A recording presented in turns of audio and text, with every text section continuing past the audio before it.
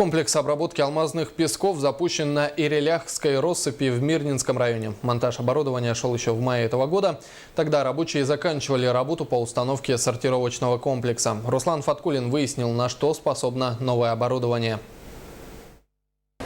Автоматизированный сортировочный комплекс частично сортирует и частично обогащает алмазоносные пески. Задача этой установки – убрать из исходного материала все лишнее. Технологический процесс чем-то напоминает процесс обработки руды на фабрике. Правда, увидеть алмазы на выходе пока еще невозможно. На фабрике, относительно, так сказать конкретно, что мы здесь производим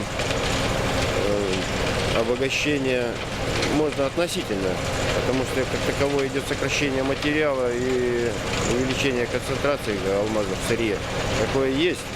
Монтаж установки был начат в 2014 году. Все узлы и агрегаты отечественного производства. В эпоху импортозамещения это более чем актуально. Главная задача этого комплекса – сокращение затрат уже выполнена.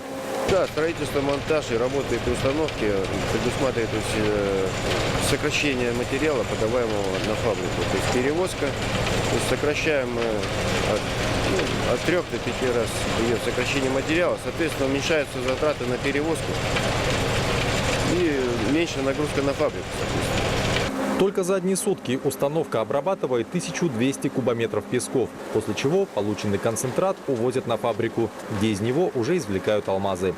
Сортировочный комплекс в работе чуть более месяца и пока зарекомендовал себя только с лучшей стороны. Если все пойдет по плану, то его эксплуатация будет продолжаться еще как минимум 16 лет.